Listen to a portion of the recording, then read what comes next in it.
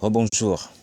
Alors tout à l'heure, je vous disais que j'allais parler de quelques aspects de l'église dirigée par la sœur en question avec qui j'ai eu un échange.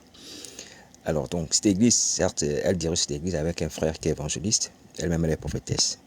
Alors donc je vous disais que j'allais vous présenter quelques aspects qui démontrent que cette église est fausse, ou du moins ce ministère qu'ils exercent est faux. Alors le premier aspect, c'est au niveau du nom. Voilà. C'est une église qui a un nom. Je ne vais pas citer le nom. Je ne vais pas citer le nom. Mais ce nom n'est pas en rapport avec le nom des églises que nous connaissons dans la Bible. Vous voyez, ce nom est totalement différent. Mais c'est un bon nom, c'est un nom chrétien, c'est un nom agréable, mais ce n'est pas un nom qui ressemble au nom des églises que nous connaissons dans le Nouveau Testament. Vous voyez? Alors, dans le Nouveau Testament, nous avons comme nom les églises de Smyrne, église de Pergame, église de Thyatire, église de Sardes, par exemple. Vous voyez, il y a 4 églises que je viens de citer. Donc 4 églises qui sont les assemblées des chrétiens, mais qui portent les noms des villes dans lesquelles ces assemblées se réunissent. Vous voyez? Donc ces assemblées chrétiennes sont des églises. Mais ces églises portent les noms des villes dans lesquelles ces assemblées chrétiennes se réunissent. Vous voyez? Donc l'église de Smyrne porte le nom de la ville de Smyrne. L'église de Thyatire porte le nom de la ville de Thyatire. L'église de Pergame porte le nom de la ville de Pergame. Ouais. Déjà à ce niveau, l'église qu'elle exerce avec son copain ou son ami ou son mari, je ne sais pas, ou son frère, ne porte pas un nom semblable, ne porte pas le nom de la ville dans laquelle ce lieu est situé, ou du moins ils se réunissent. Vous voyez, ça ne porte pas le nom de cette ville, parce que le nom de la ville dans laquelle ils sont, c'est Pierrefitte-sur-Seine. Ça, je peux donner le nom. C'est Pierrefitte-sur-Seine, dans le 93. Voilà. Mais l'église ne s'appelle pas église de Pierrefitte-sur-Seine. L'église a un autre nom. Ouais, a un autre nom. Qui n'est pas le même nom que la ville dans laquelle ils se réunissent. Parce qu'il faut rappeler que l'église est une assemblée des chrétiens qui se réunit à un endroit. Alors donc, ça ne correspond pas au modèle des églises du Nouveau Testament déjà, au niveau du nom. Vous voyez, comme vous venez de l'entendre, les églises du Nouveau Testament avaient pour nom les endroits où ils se réunissaient. Vous voyez, donc si les disciples avaient choisi de se réunir à Jérusalem, forcément l'église de Jérusalem, qui se réunissait à Jérusalem, devait s'appeler église de Jérusalem. Et voici pourquoi le Seigneur Jésus va dire à Jean, qui va écrire la lettre aux 7 églises, de diriger ces messages à ces églises-là. Vous voyez, à ces assemblées de chrétiens qui sont dans ces villes, de Smyrne, de Thyatire, de Pergame, d'Éphèse. Vous voyez? Donc à ce niveau déjà, au niveau du nom, il y a déjà un problème. Ou du moins, il y a déjà une fausseté. Parce qu'à partir du moment où on est faux, on est faux.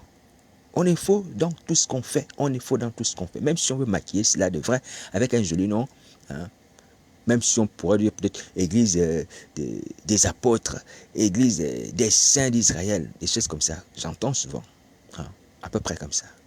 Ça ne correspond pas à la réalité biblique. Ouais, ça ne correspond pas à la réalité biblique. Alors, donc, ceci n'est pas pour moi de porter un jugement pour pouvoir condamner les gens, mais simplement pour démontrer que nous sommes dans le faux et que nous devons nous repentir. Alléluia.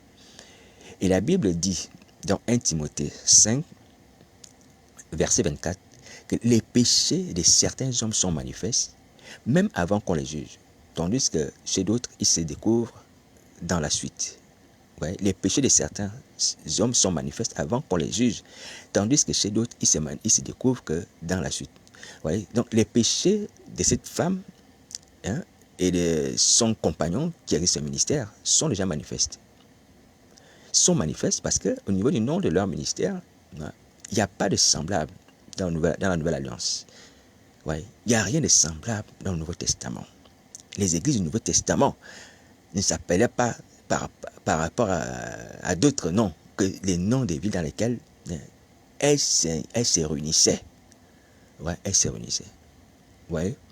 Donc là déjà, il y a un péché. Les péchés manifestes de certains hommes, les péchés de certains hommes sont manifestes. Ça, c'est un péché manifeste. C'est un péché visible. Donc, on n'a pas besoin d'avoir le discernement des esprits pour voir ce qui est derrière tel comportement ou tel non. Non, là, c'est visible, c'est manifeste. Ouais, c'est incontestable. Ouais. Donc, quelqu'un même qui a l'intelligence sans avoir le Saint-Esprit peut comprendre cela. Donc, ce sont des péchés manifestes. Ce qu'on appelle les péchés, certains hommes sont manifestes. Donc, ce sont des péchés manifestes. Donc, au niveau du nom, c'est un péché manifeste. Le nom ne correspond pas à ce que nous avons dans le Nouveau Testament, pour ce qui concerne les noms des églises. Vous voyez? Donc, si l'église, à la limite, s'appelle l'église des Pierrefittes, puisque c'est le nom de la ville dans laquelle j'ai vu la tresse, où ils se réunissaient, ça, il n'y aura pas de problème. Au niveau du nom, il n'y aura pas de problème. Ce sera conforme aux Écritures. Ouais. Ce sera conforme aux Écritures. Mais là, ce n'est pas conforme aux Écritures. Donc, au niveau du nom, déjà, il y a un péché qui est manifeste. Alors, l'autre péché manifeste, c'est au niveau également des jours de réunion. Tout à l'heure, je vous ai lu un peu les jours de réunion qu'ils ont programmés dans leur église. Ils ont dit, par exemple, que chaque vendredi, ils se réunissent de 18h30 à 20h30 pour faire l'intercession de la délivrance. Chaque dimanche, de 13h à 16h pour faire le culte d'adoration. Et chaque vendredi du mois, chaque dernier vendredi du mois, ils font la prière. La prière à partir de 23h jusqu'à 4h. Et du mardi au jeudi, ils font la prière en ligne, de 22h à 23h. Voilà. Bon. Voici leur programme d'activité. Voici le programme d'activité. Alors, déjà question, est-ce que nous avons un programme d'activité défini comme ça dans le Nouveau Testament? Quand on ouvre le Nouveau Testament, est-ce qu'on voit les apôtres dire que bon, vendredi on fait intercession des délivrance, dimanche on fait que l'adoration, dernier vendredi du mois on fait veiller, et du mardi au jeudi on fait la prière en ligne? Est-ce que vous avez de tels cas dans le Nouveau Testament? Non, on n'a pas ça. Ouais. Alors, ceci peut ne pas être une faute. Alléluia. Pourquoi? Parce que la Bible dit que nous avons le Saint-Esprit. Et là, je parle de façon générale. Mais c'est déjà que c'est un faux ministère. Mais simplement pour démontrer certains aspects. Alléluia. Contre lesquels le Seigneur Jésus a la colère. Voilà. Alors donc, nous avons le Saint-Esprit. Quand on est debout, bien entendu, on est enfant de Dieu dans le Saint-Esprit. Le Saint-Esprit a la liberté de diriger les choses selon sa convenance. Puisque nous ne sommes plus liés au sabbat. Le sabbat qui ordonnait que nous ne puissions que, autant la loi, bien entendu, je parle de façon générale, travailler 6 jours et nous reposer le 7e jour. Vous voyez? Donc c'était une loi rigide, intransigeante, il ne fallait pas la violer. Et voici d'ailleurs certains juifs se sont pris à Jésus-Christ lorsqu'il guérissait les gens le jour du sabbat. Ils disaient, mais toi tu ne respectes pas le sabbat, tu ne viens pas de Dieu. Vous voyez? Alors le Seigneur est venu nous apporter la grâce. Il est venu nous apporter la grâce, c'est-à-dire qu'il est venu nous libérer de cette contrainte-là, de pouvoir uniquement faire les activités pendant les 6 jours, travailler, tout ça. Demander même la guérison pendant les 6 jours. Parce que même le jour du sabbat, on ne peut pas être guéri. Ouais, il est venu nous libérer de ça. Donc, pour nous dire que maintenant, on n'est plus tenu à l'observation d'un jour spécifique pour pouvoir faire telle chose. Alléluia. On n'est plus tenu à cela parce que la grâce est venue par lui. Et c'est ce que la Bible dit, que la loi est venue par Moïse, mais la grâce et la vérité sont venues par Jésus-Christ Nazareth. Donc la grâce dans tous les domaines, et nous ne sommes plus esclaves des jours prédéfinis pour faire telle chose. Là, je parle des jours, parce que le sabbat était une loi. Le repos devait être observé le 7e jour, au temps de Moïse. C'est une loi. Alléluia. Voilà. Mais à cause de Jésus Nazareth qui est venu de la grâce, on n'est plus tenu de respecter cette loi. Vous voyez? Et il l'a démontré. Il a guéri les gens le jour du sabbat. Les apôtres, à un moment, ils ont mangé du blé le jour du sabbat et ça a scandalisé les pharisiens. Le Seigneur Jésus a même pris l'exemple de David. Lui aussi, il a mangé les pains de proposition qui n'étaient pas permis à quelqu'un d'autre de manger. Sinon, les gens qui étaient appelés à cela. Vous voyez? Alors donc, le Seigneur Jésus est venu remettre les choses dans l'ordre. Dans l'ordre parfait. Alléluia. On n'est plus tenu d'observer des jours spécifiques pour faire telle chose. Il faut simplement que lorsque le besoin se fait sentir par le Saint-Esprit, nous puissions accomplir cette chose. Voilà. Et voici pourquoi le Saint-Esprit, lui qui est l'organisation de l'Église, doit pouvoir être au centre de nos activités, de nos programmations, de nos sorties, de nos réunions. Lorsque nous sommes devenus enfants de Dieu et lorsque nous avons le Saint-Esprit aussi. Alléluia. Voilà. Ce ne sont pas des programmes humains. Ce ne sont pas des programmes personnels. Mais c'est le Saint-Esprit qui organise toutes choses. Alléluia. Voilà. Donc, c'est comme ça que l'Église doit fonctionner au niveau des programmes. Alors, donc, déjà, d'apparence, on sait que ces programmes ne correspondent pas à la vision du Saint-Esprit. Elles ne correspondent pas à la vision du Saint-Esprit parce que le Saint-Esprit travaille 7 jours sur 7. Ouais. Or, dans le programme de la sœur et du frère, il travaille que le vendredi, le dimanche, le dernier vendredi du mois, le mardi au jeudi. Ça veut dire que dans cette église, on ne travaille pas le lundi et le mercredi. On ne fait rien. Le lundi, mercredi, on ne fait rien. Ouais. C'est déjà faux. C'est déjà faux. Dans l'église du Seigneur, on travaille 7 jours sur 7. Après, c'est le Saint-Esprit qui va définir ce qu'on fait à tel moment, ce qu'on fait à telle heure. Est-ce que vous voyez?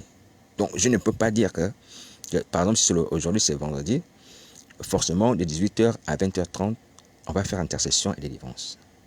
Oui, c'est le Saint-Esprit qui doit orienter. Mais une chose est sûre, nous devons garder à l'esprit que nous avons été libérés, la loi du sabbat. Donc on doit travailler 7 jours sur 7 pour ce qui concerne les œuvres de Dieu. Alléluia. Les hommes peuvent nous donner 5 jours dans la semaine pour travailler du lundi au vendredi, 35 heures, tout ça. Mais pour ce qui concerne l'œuvre de Dieu, c'est 7 jours sur 7. 7 jours sur 7. Ouais. Donc là, il y a encore une deuxième fausseté. Au niveau des jours où cette église est en activité. Elle n'a que 4 jours, si je comprends bien. On a le vendredi, dimanche, mardi et jeudi. Donc vendredi, dimanche, mardi et jeudi. Ouais. Donc mercredi, on ne fait rien le mercredi. Donc samedi, on ne fait rien non plus. Vous voyez. Donc lundi, samedi, on ne fait rien. Voilà. Alors donc, c'est pas déjà biblique. C'est pas déjà biblique de choisir certains jours comme ça, intentionnellement. C'est pas biblique. Vous voyez? C'est pas biblique. Alors, nous avons besoin du Saint-Esprit pour nous organiser. Ces choses ne sont pas une affaire d'intelligence. Voici pourquoi on doit laisser les ministères. Honnêtement, je vous dis la vérité, moi aussi, on a besoin du Saint-Esprit. On a besoin du Saint-Esprit. Parce que déjà, puisque nous sommes dans une situation de guerre spirituelle contre Satan et ses démons, Satan, il regarde ça, il regarde que cette église a fait les intercessions de 18h à 20h30. Il va dire, bon, ils font le 18h à 20h30, on ne les attaque pas. On ne les attaque pas, on laisse nous attaquer de 18h à 20h30. Et le vendredi seulement. Hein. Maintenant, quand ils vont finir, Satan va se dire, bon, c'est à ce moment-là que nous, on va les attaquer. Et ils vont commencer à attaquer à partir de 20h30 quand vous aurez fini. Vous voyez. Regardez une église qui va combattre en laissant à l'ennemi le soin de connaître les temps où elle doit lui faire la guerre. Tu lui montres déjà ton programme de guerre. À quel moment tu fais la guerre à Satan? L'intercession, la délivrance, comme ils disent ici, c'est le vendredi de 18h30 à 20h30. Donc, mais Satan et ses démons vont rester tranquilles. Ils vont vous attendre. En plus, c'est juste combien? 2 heures. 2 heures d'intercession et de délivrance. Après, c'est fini. Vous voyez? Et le jeudi, c'est quand? C'est à prière en ligne de 22h à 23h. Vous voyez? Alors, donc, il y a beaucoup de choses là-bas. Enfin, il y a beaucoup de choses dedans. Franchement, je vous dis honnêtement, si on veut être sérieux, selon le modèle des apôtres, faire l'œuvre de Dieu comme il faut arrêter. Et si on fait comme ça, il faut arrêter. Ça ne sert à rien. Ça ne sert à rien. Ça ne sert à rien. C'est pas comme ça qu'on fait l'œuvre de Dieu. Je vous dis la vérité, c'est pas comme ça. C'est pas comme ça qu'on fait l'œuvre de Dieu. Ceux qui font des programmes par heure là, je vous dis que c'est pas comme ça. Je vous dis c'est pas comme ça. Quand vous allez revenir à la vie, je prie Dieu que dans ce temps-ci, vous allez revenir à la vie, de convertir et délivrer. Le Saint-Esprit qui est encore ici-bas sur la terre va nous orienter et va nous permettre d'organiser les réunions de prière comme il faut. Et s'il faut mettre des horaires, nous allons les mettre. Parce que pour l'instant, on ne fait quoi? On ne fait que du copier-coller les uns les autres. Ce que les autres font là-bas, nous aussi on fait. Ce que l'autre fait là-bas, nous aussi on fait. On n'a pas le Saint-Esprit, on fait comme ça, par l'intelligence. Par l'intelligence, par l'intelligence. Oui. Et les résultats sont là. Les résultats sont là. Les gens ne changent pas, les gens ne sont encore pas convertis, il n'y a pas de délivrance. On a beau écrire intercession de délivrance, il n'y a pas de délivrance. Il n'y a même pas Dieu, il n'y a même pas le Saint-Esprit. Vous voyez? Laissez les ministères, laissez les ministères, laissez les ministères. On exerce mal. Laissez les ministères. Je vous dis la vérité, on exerce mal. Déjà au niveau des jours, au niveau de la programmation des horaires, c'est mauvais. C'est mauvais. Sans parler du fait qu'il n'y a pas le Saint-Esprit qui a la direction de ces choses, c'est déjà mauvais. Dans la stratégie, c'est mauvais. Dans la stratégie, c'est mauvais. C'est mauvais. Donc, c'est nécessaire d'entrer dans les détails.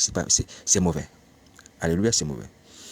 Alors, donc, je voulais regarder avec vous ces aspects, c'est-à-dire au niveau du nom de l'église, au niveau de la programmation, les jours où cette église est en activité, et au niveau même des horaires, toutes ces choses ne sont pas conformes aux Écritures.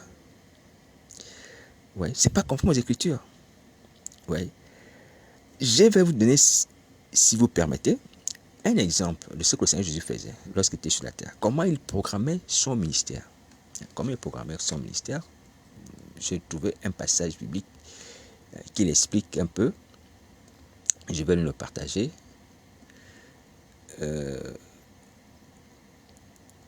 C'est vrai que lorsque nous sommes en église, nous avons le Saint-Esprit. Alléluia. Et comme la Bible dit que là où est l'Esprit de Jésus-Christ, c'est la liberté. Ça c'est vrai. Je le lis, c'est 2 Corinthiens 3, verset 17. Or le Seigneur c'est l'Esprit. Et là où est l'Esprit du Seigneur, là est la liberté. Ça c'est vrai. Là où est l'Esprit du Seigneur, la liberté. Voilà. Donc, on peut être une église du Seigneur dans la ville, par exemple, de Paris, et être une autre église du Seigneur dans la ville de Toulouse. C'est vrai, mais on ne va pas forcément avoir les mêmes temps de prière, les mêmes horaires. Mais ça ne dépend pas de nos habitudes. Ça ne dépend pas de nos activités privées ou professionnelles. Ça dépend simplement du Saint-Esprit. C'est lui qui va nous dire que, bon, il faut prier à partir de minuit jusqu'à 6 heures. Vous voyez? C'est le Saint-Esprit qui va nous organiser comme ça. Et s'il nous dit de faire ça tout le temps, on va faire ça tout le temps. Si on nous dit de faire ça pendant un mois, on fait ça un mois. Si on nous dit de faire ça pendant quelques jours, on fait ça quelques jours. On n'a pas des programmes fixés qui demeurent des années. Que l'église ne se réunit que le vendredi de 18h à 20h30 pour l'intercession. Pendant des années, c'est comme ça. Pendant des années, c'est comme ça. Pendant des années, c'est comme ça. Non, le Saint-Esprit ne travaille pas comme ça. Le Saint-Esprit est un esprit libre, un esprit de liberté, qui agit en fonction des circonstances. Est-ce que vous voyez? Il agit en fonction des circonstances, en fonction des besoins. Vous voyez? Voilà. Donc, il va nous dire, par exemple, cette semaine, priez, jeûnez, veillez, ou faites ceci. Et on le fait. C'est comme ça qu'on marche avec le Saint-Esprit. Il va nous dire peut-être, par exemple, cette semaine, priez de telle heure à telle heure. Faites ça de telle heure à telle heure. Voici comment on marche avec le Saint-Esprit. Et on a la puissance de Dieu avec nous. Quand on fige des programmes dans le marbre, comme on dit, comme ça, pendant des années, ça marche comme ça. Mais on est dans la programmation aveugle, le dirigisme intellectuel. Vous voyez? C'est nous qui imposons au Saint-Esprit que ça va être comme ça. Ça va être toujours comme ça. Même si le Saint-Esprit a commencé à travailler avec nous comme ça aussi dès le départ. Mais il ne faut pas oublier que le Saint-Esprit nous conduit comme si on était sur les eaux. Alléluia. Nous, on est sur les eaux, poussés par le vent du Saint-Esprit, qui nous dit d'aller à gauche, qui nous dit d'aller à droite, qui nous dit de gagner la ligne, de rester droit sur les eaux. On reste droit sur les eaux. Si on doit virer, si on doit faire demi-tour, on fait demi-tour. Et c'est pour ça que le Seigneur Jésus pourrait dire que le Saint-Esprit est comme un vent. Tu ne sais d'où il vient et d'où il va. Mais attention, il donne une orientation. Il donne une orientation, il n'y a pas de désordre. Il n'y a pas du désordre. Mais seulement, c'est lui qui oriente en fonction des circonstances. C'est lui qui les connaît. C'est l'Esprit de Jésus qui connaît nos besoins, qui connaît les besoins du Seigneur. Qui connaît également les œuvres du diable. Pendant peut-être que vous êtes en train de prier pour quelqu'un qui est malade, il peut vous dire prier pour tel pays. Il y a Satan qui est en train de vouloir préparer un séisme dans tel pays. Or, vous avez programmé à dire que non, aujourd'hui on va faire prière des malades. Parce que c'est le jour de la prière des malades. Le jour de la prière des malades, c'est ce jour-là. On ne fait pas autre chose. Oui? Donc, on ne peut pas trahir le Saint-Esprit. Alors que l'ennemi est en train de préparer un séisme, un tremblement de terre quelque part. Et Dieu veut épargner ces gens pour que nous puissions, et que nous puissions prier. Dieu veut les épargner. Est-ce que vous voyez? Voici pourquoi il faut avoir le Saint-Esprit, mes amis, pour être efficace, utile à Dieu. Alléluia sur la terre. Moi aussi, humblement. Alléluia. Alors, donc je viens vous dire encore humblement, je viens vous dire, pardonnez-moi, si vous voyez peut-être que je reprends le même message sur Jézabel, le temps, Jézabel, le temps, Jézabel, le temps, c'est le Seigneur Jésus qui veut cela par son esprit. Et je bénis le Seigneur Jésus pour ça. Même si vous pensez que c'est une routine, que je répète les mêmes choses, oui, je préfère humblement pour nous et pour moi aussi, dire ce que Jésus veut que nous puissions entendre par mon indigne personne, que de dire ce que je veux dire au Seigneur. On va un peu changer de message, on va un peu changer, on va parler de tel apôtre, on va parler de telle situation. Vous voyez? Non. Le Seigneur Jésus m'a dit aujourd'hui de parler du temps, du temps, du temps.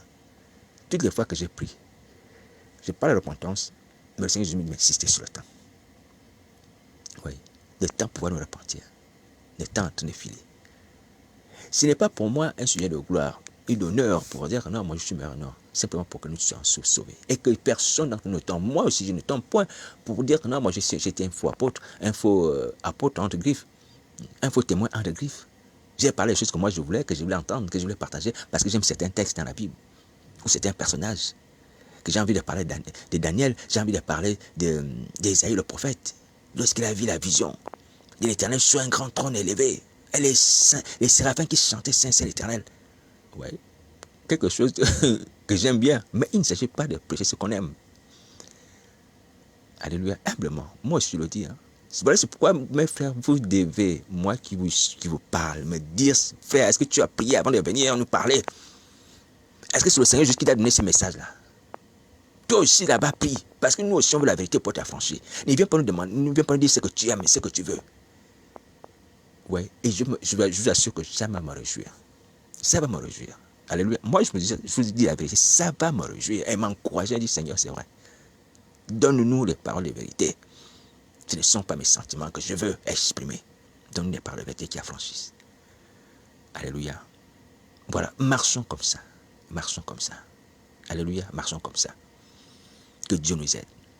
Alors donc, je disais que, comme la Bible dit, que là où est l'esprit du Seigneur, là où est la liberté. Alléluia. Mais il ne faut pas prendre cette liberté pour, comme Paul le dit aussi, comme un sujet pour pouvoir pécher et tout ça, parce qu'on est libre, on peut faire ce qu'on veut. Non, non, non.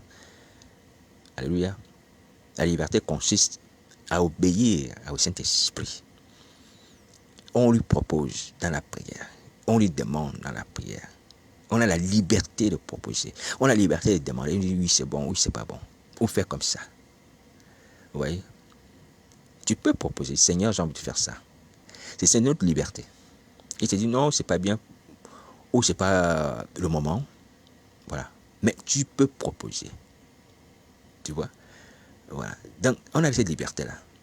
Mais nous devons être à l'écoute du Saint-Esprit qui nous conduit. Alléluia. Et je suis béni par la grâce que Jésus Nazareth nous parle. Et vous aussi, vous êtes bénis. Je vous dis la vérité. C'est une grâce qui nous parle. Il nous dit des paroles de son cœur. Et qui ne sont pas les paroles d'un homme. Alléluia. Faisons attention au temps. Le temps est en train de filer. Donc, je vous le répète, le Seigneur, je veux que nous puissions faire attention au temps. Alléluia. Nous avons la grâce aujourd'hui. Mais cette grâce va se terminer. Dépêchons-nous pour prier et nous repentir. Alléluia. Voilà, humblement, sans quelque chose. Alors, donc, je disais que non seulement là où il y a l'Esprit du Seigneur, la liberté, et je voulais également vous partager un passage qui nous décrit le programme de travail du Seigneur Jésus. Un aspect de son programme, par l'Esprit de Dieu. L'Esprit de Dieu qui est en lui. Alléluia. Qui est descendu sur lui comme une colonne. Alors, on va lire ça dans le livre de Luc, chapitre 21, verset 37. La Bible dit que pendant le jour, Jésus enseignait dans le temple et il allait passer la nuit à la montagne appelée montagne des Oliviers. Verset 38. Et tout le monde et tout le peuple, dès le matin, se rendait vers lui dans le temple pour l'écouter. Voyez. Voici à peu près comment le Seigneur Jésus organisait sa journée de travail. La Bible dit que le jour, il enseignait dans le temple. Et quand la nuit arrivait, il allait prier à la montagne des Oliviers. Donc c'était quelque chose de répétitif. Donc voici son organisation de façon générale. Peut-être qu'on va voir d'autres aspects.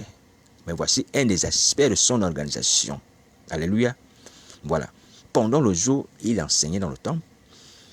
Et la nuit, il allait à la montagne, appelée montagne des Oliviers, aller prier là-bas. Et le peuple, dès le matin, se rendait vers lui dans le temple pour l'écouter. Vous voyez? Voici son programme. Enseignement la journée, prière la nuit. Enseignement la journée, prière la nuit. Alléluia. Même si par le Saint-Esprit, l'Esprit du Père, à un moment donné, il va prier aussi la journée. À un moment, il va prier un peu tard dans la nuit. À un moment, il va prier très tôt le matin, pendant que les gens sont en train de dormir certainement. C'est écrit dans la Bible. Mais on demande quand même un aspect de son programme. Son programme avec plusieurs aspects. Sa façon de gérer le temps du ministère. Vous voyez? Voilà. Alors donc, au niveau des horaires, je ne sais pas combien de temps il passait à la montagne. Toute la nuit, c'est vrai, on a ce témoignage. 3 heures, 4 heures, 5 heures, exactement, on n'a pas ces précisions. Alléluia. Voilà. On a juste une précision où on nous dit que le Seigneur Jésus a passé toute la nuit à prier. Mais au niveau des horaires, de telle heure à telle heure, ce n'est pas précisé ici. Ou pour ce qui concerne l'enseignement, de telle heure à telle heure, ce n'est pas précisé ici. Voici pourquoi toutes ces choses-là, les précisions, tous les détails, c'est le Saint-Esprit qui nous conduit. Alléluia. Parce que tu ne vas pas enseigner, par exemple, un individu qui est tout seul pendant 10 heures, je suppose, 10 heures. Mais à la limite, si tu as 100 personnes que tu dois suivre, faire le suivi, je ne sais pas, quelque chose qu'on appelle souvent le suivi dans nos assemblées, ouais, ça va te prendre quand même, tu as 100 personnes, tu te dis, bon, je vais prendre plus de 10 heures. Alléluia. Ça peut te prendre 10 heures. C'est plus d'une journée de travail. Une journée de travail ici, c'est 7 ou 8 heures. Vous voyez, si tu veux atteindre toutes les 100 personnes, individuellement, vous voyez. Donc, ça peut être le cas. Donc, tout dépend de la charge de travail des gens qui sont avec toi. Et c'est qui va déterminer, bon, le nombre d'heures que tu vas passer avec eux.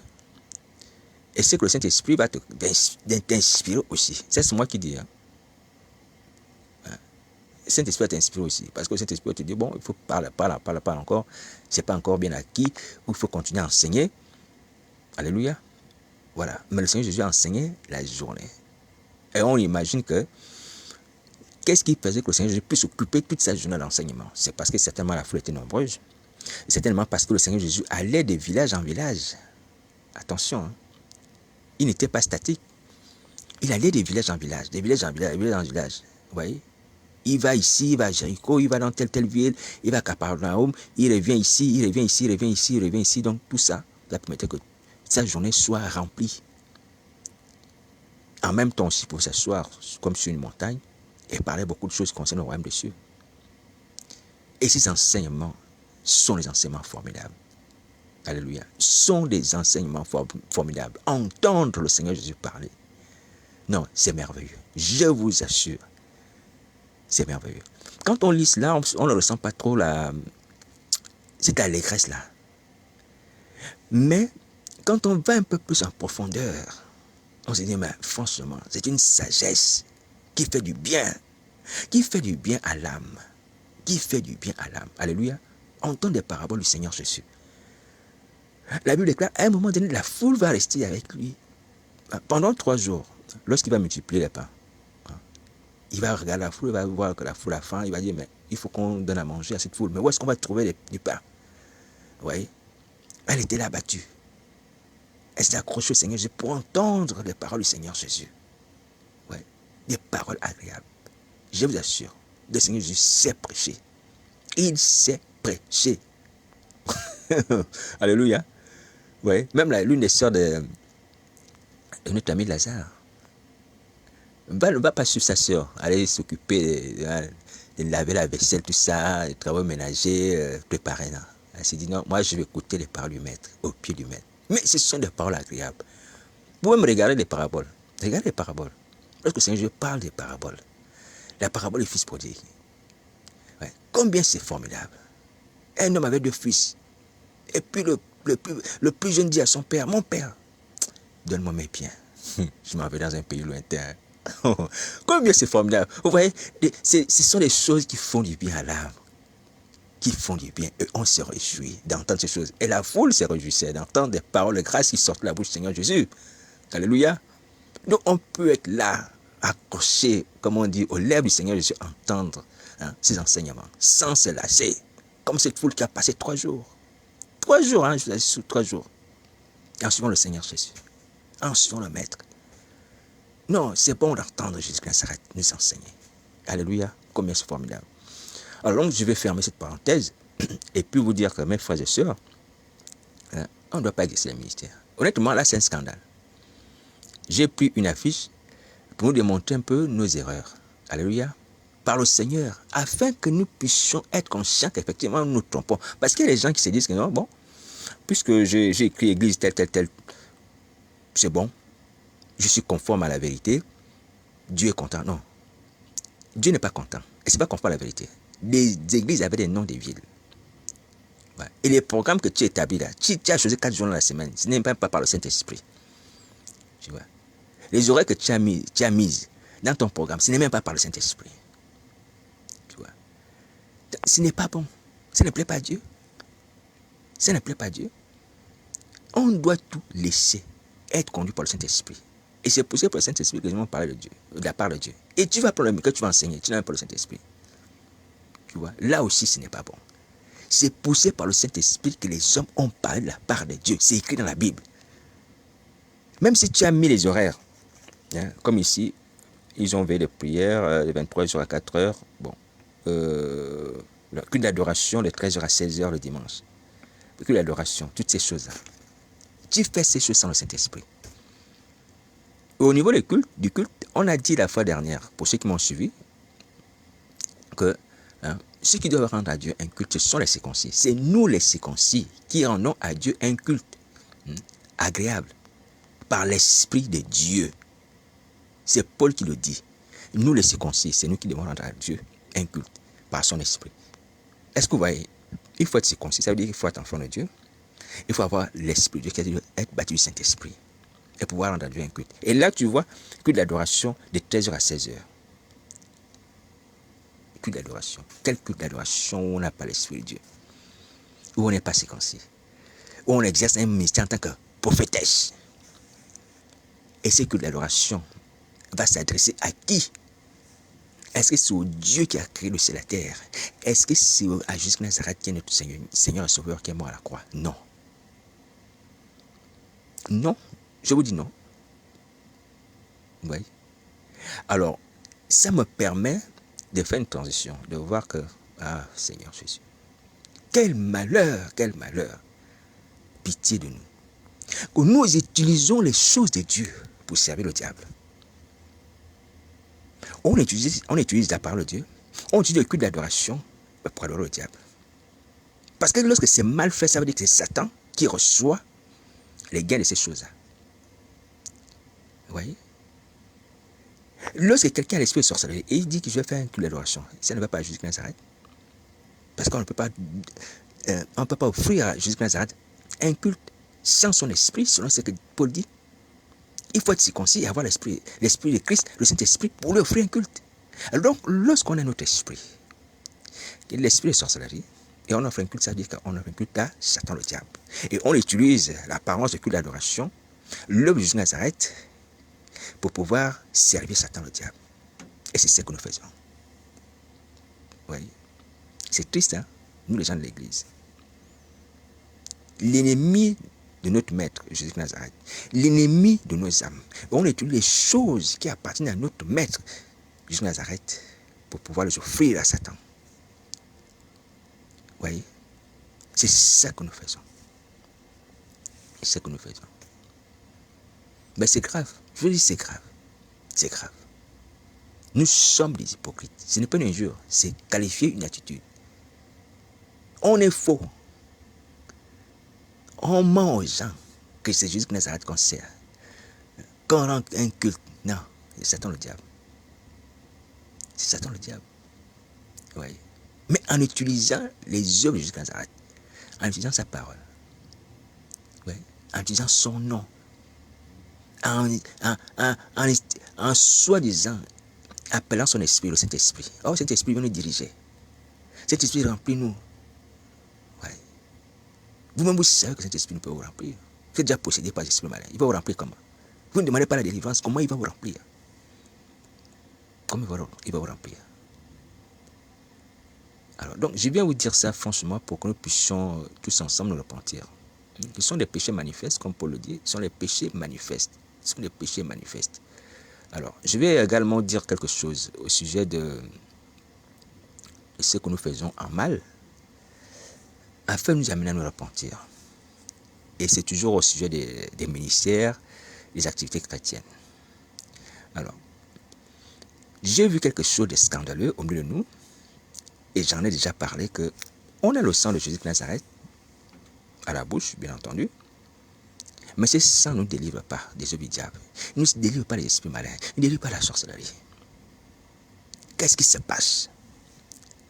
Si je vais sur YouTube, et si vous êtes allé sur YouTube, vous allez avoir une prédication sur le sang de Jésus. Hein? Des prédications sur le sang de Jésus. Des cris des pasteurs, hommes de Dieu, comme ils ont l'habitude. Lorsqu'ils parlent, lorsqu'ils prêchent sur le sang de Jésus. Mais ces gens ne sont pas délivrés par ce sang, alors que ce sang a le pouvoir de délivrer. Qu'est-ce qui se passe? Qu'est-ce qui se passe? Vous voyez? Qu'est-ce qui se passe? Alors, c'est triste, hein? C'est triste, franchement, c'est triste. Et surtout que nous qui voyons ces choses, nous qui voyons des choses, c'est-à-dire le sang de Christ a opéré contre le diable et ses démons, on continue à jouer avec notre salut. On continue à adopter une attitude hypocrite. Hypocrite comme ça. C'est pas sérieux. C'est pas normal. Alors, ce qui se passe, c'est que lorsque les gens parlent du sang de Jésus, c'est que les gens ne parlent pas du sang de Jésus selon la manière dont nous devons en parler. Selon la manière que le Saint-Esprit veut qu'on en parle. Oui. Oui. Ça veut dire que lorsqu'on parle du sang de Jésus, on ne discerne pas Jésus de Nazareth derrière ce sang-là. On ne voit pas Jésus de Nazareth derrière ce sang. On tient ce sang pour profane. Ça veut dire pour impur. Voici ce qui se passe dans notre esprit.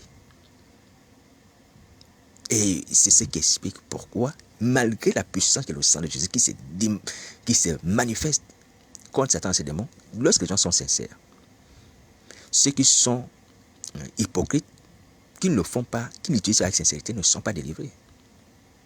Ne sont pas délivrés. Parce qu'on ne veut pas discerner la personne de Christ dans son sang. Si on ne discerne pas Jésus de Nazareth dans son sang, on ne peut pas être délivré. Impossible. Si vous discernez le sang de Christ, vous pensez que c'est un liquide, donc quelque chose de profane,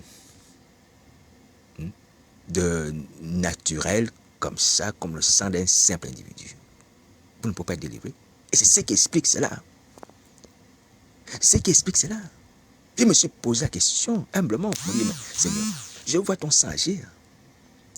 Il agit. C'est lui qui me permet d'être debout. Comment ça se fait que mes frères qui prient, qui prêchent, qui parlent du sang de Christ de Nazareth ne sont pas délivrés? Non, parce qu'ils parlent du sang de Jésus de Nazareth d'une autre manière. Ils parlent du sang de Christ d'une autre manière. Ils ne discernent pas que Jésus de Nazareth est dans ce sang-là. Voici pourquoi notre péché demeure. Voici pourquoi la sorcellerie demeure. Et ceux qui font ça, vous êtes conscients. C'est là où encore le bas blesse. Vous êtes conscient de cette ruse-là. Vous trompez des personnes simples, humblement, qui croient entendre, oh non, mais c'est une bonne église, on parle du sang de Christ, on parle de la croix, on parle de la repentance. Mais vous êtes conscient que quand vous parlez du sang de Christ, vous ne pensez pas que Jésus est dans ce sang. Peut-être vous pensez au sang du bouc. Vous pensez même au sang de Satan. Vous pensez même au sang d'un homme, du fils de Marie, qui ne sauve pas. Quand on conseille Jésus comme fils de Marie, comme fils de Joseph. Oui. Mais ça se passe dans votre esprit. Mais les gens qui entendent se disent, non, tous ensemble, on cite le sang de Jésus. Tous ensemble, on cite le sang de Jésus. Donc c'est bon. Seigneur, par ton sang, purifie cette assemblée. Par ton sang, purifie cette culte. Par ton sang, purifie les instruments. Par ton sang, purifie-nous. Mais tout le monde n'a pas la même perception du sang de Jésus-Christ Nazareth lorsqu'on le cite dans cette assemblée. Tout le monde n'a pas la même perception. Il y a des gens qui ne discernent pas le sang de Christ, qui ne discernent pas la personne de Christ là-dedans. Oui. Il y a des gens qui le tiennent pour profane, impur, au sang de bouc. Des choses comme ça, que Satan vous enseigne, pour que vous ne soyez pas sauvés. Ah Seigneur Jésus. L'ingéniosité au mal. Ingéniosité, c'est on est intelligent pour faire le mal. Intelligent pour faire le mal. C'est-à-dire que quand j'examine cette affaire humblement, je me dis, mais comment on peut détourner une arme qui lui sert pour être délivré à une arme qui sert pour tromper? Le sang qui sert pour notre délivrance. Mais on fait tout pour qu'elle ne nous délivre pas. Dans notre esprit, on le tient pour profane. Ouais. Dans notre esprit, on ne discerne pas que c'est le corps de Christ, le corps du Fils de Dieu, non. Dans notre esprit, les gens pensent peut-être que c'est le corps d'un simple animal, comme c'est l'agneau de Dieu, l'agneau, ils ne disent même pas l'agneau de Dieu. Ouais. Et c'est ce qui fait que dans l'esprit, il n'y a pas de délivrance. Ça ne Christ ne peut pas. Parce qu'on n'a pas la bonne perception, selon la Bible, de ce qu'est le sang de Christ, qui est le sang du Fils de Dieu, qui est le sang de l'agneau de Dieu, qui est le sang du corps du Seigneur. Alors, je vais vous lire 1 Corinthiens 11. À partir du verset 29. Paul parle de la Sainte Seine. Il parle de la Sainte Seine, et la façon de manger le pain et de boire le vin. Alléluia. Voilà. Mais il dit ceci, dans le verset 29. Car celui qui mange et boit sans discerner le corps du Seigneur, mange et boit un jugement contre lui-même. C'est pour ça qu'il y a parmi vous des infirmes, des malades et qu'un grand nombre sont morts. Car celui qui mange et boit sans discerner le corps du Seigneur, mange un jugement contre lui-même. Voyez. Alors, Paul parle ici aux gens qui prennent la Sainte Seine comme un repas profane, un repas normal, un repas ordinaire. Est-ce que vous voyez? Et il dit à ces gens-là, attention, quand vous prenez la Sainte Seine, ayez une autre vision, une autre façon de voir ce repas. Considérez que vous mangez là le corps du Seigneur Jésus, même si c'est un morceau de pain que vous prenez, même si c'est une coupe de vin que vous prenez. Il s'agit ici du corps de Jésus Nazareth et de son sang. Ça doit se passer dans votre esprit, parce qu'on parle de discerner. Il dit celui qui mange et boit sans discerner, donc sans réaliser dans son esprit que je prends le corps de Jésus et je mange. Je prends le corps de Jésus en mangeant ce pain et que je bois le sang de Jésus en prenant cette coupe. Cette personne fait quoi? Il boit un jugement contre lui-même. C'est un jugement. C'est une condamnation. Et c'est ce que vous faites. C'est-à-dire que vous prenez la Sainte Seine de la même manière. Voici pourquoi vous prenez la Sainte Seine, vous n'êtes pas délivré des esprits malins. La sorcellerie ne part pas. Ah Seigneur Jésus. La sorcellerie ne part pas parce que vous ne la faites pas. Vous ne la faites pas coïncider avec ce que l'apôtre Paul demande, c'est-à-dire discerner le corps du Christ, le corps du Seigneur Jésus. et le sang de Jésus de Nazareth. Dans ce pain et dans ce vin. Vous ne faites pas ça. Vous ne faites pas ça. Mais vous aussi, excusez-moi, pourquoi vous êtes là et écoutez ces messages? Pourquoi vous êtes là? Parce que vous combattez votre propre salut. Pourquoi vous êtes là à écouter les messages? Quand vous faites, vous combattez votre salut. Voici pourquoi, quand je vous ai dit tout à l'heure, quand j'ai écouté la sœur qui m'a parlé un peu bizarrement, je me suis dit, bon, comment est-ce que nous, on va être sauvés comme ça? Si on combat ce qui nous est salutaire et si on rejette ceux qui nous sont envoyés, comment on va être sauvés? Je ne vous interdis pas humblement, je ne suis rien, de ne pas être mon ami sur Internet, de ne pas écouter ces messages. Mais je vous dis, mes frères et sœurs, vous qui prenez la Sainte Seine, les hommes de Dieu, les pasteurs, vous organisez ça, ayant la sorcellerie, vous n'êtes pas délivrés. C'est parce que vous ne discernez pas le corps de Christ dans cette Sainte Seine. Vous combattez cela. Et vous le savez, parce que Satan vous fait faire ces choses sciemment. Mais j'aimerais vous dire, mes frères et sœurs, il n'y a pas un autre salut en dehors de la Sainte Seine. Il n'y a pas.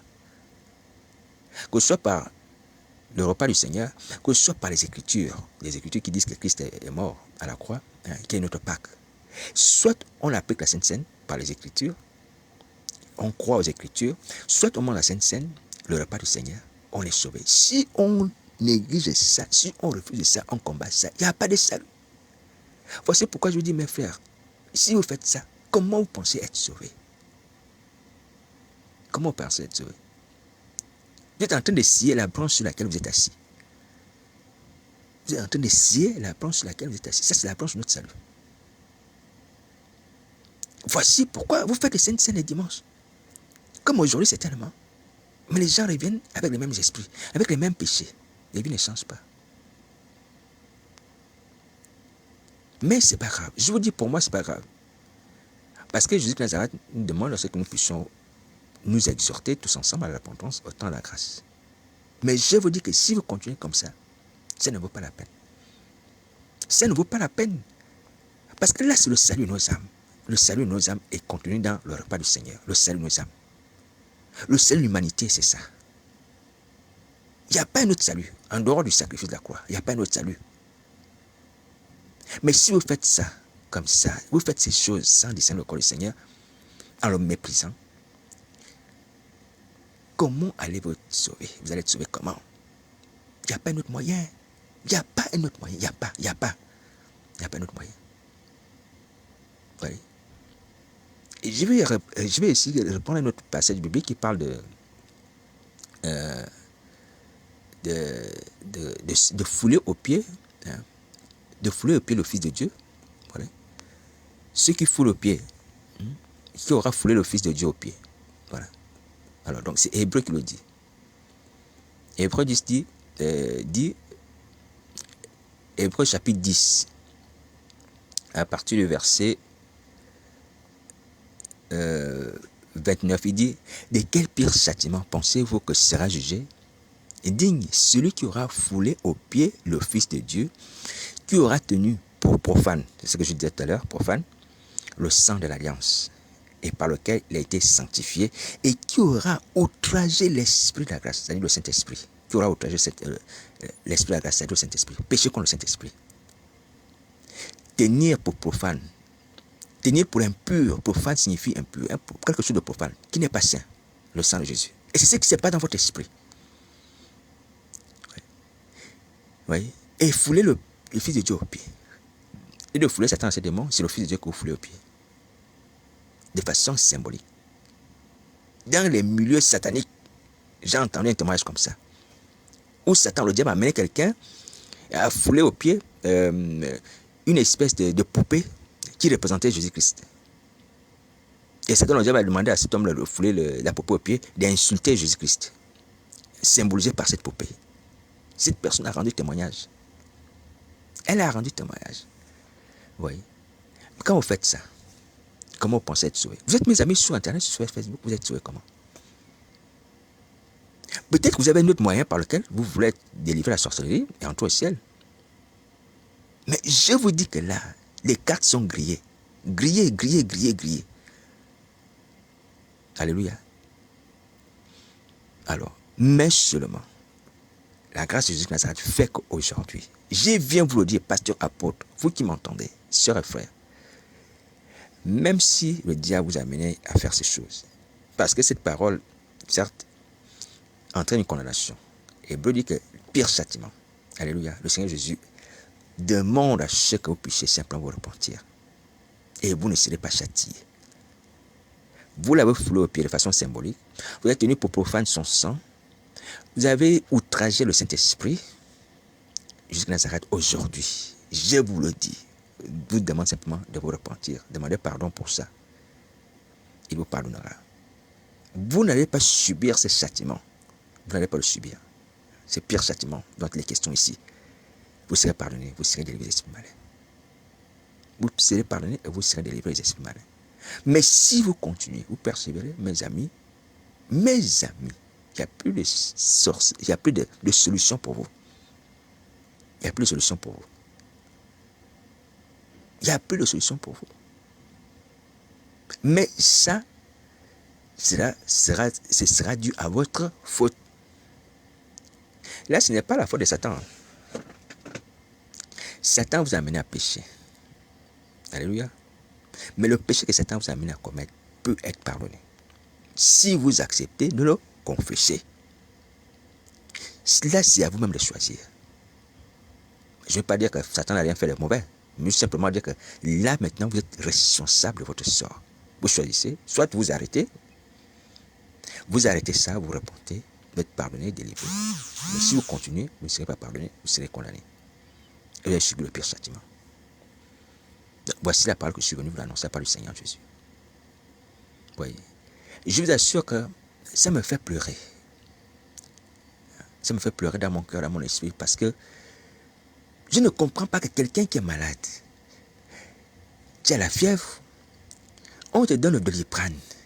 Mais tu prends le Doliprane, tu l'écrases sur tes pieds. Tu marches sur le Doliprane. Tu marches sur le Doliprane. Comment tu vas être guéri de la fièvre? Comment tu vas te guérir la fièvre? Mais tu es là, tu viens écouter les messages. Tu es là, tu es mon ami sur Facebook. Tu m'observes, tu me regardes. Je t'observe, je te regarde. Mais chaque fois, tu écrases de l'épreuve. Chaque fois, tu écrases de l'épreuve. Le Seigneur juste te donne de l'épreuve, tu écrases. Il donne de l'épreuve, tu écrases. Comment tu vas être guéri de cette fièvre qu'on appelle la sorcellerie? Comment? Mais je vous dis franchement, c'est une ingéniosité au mal.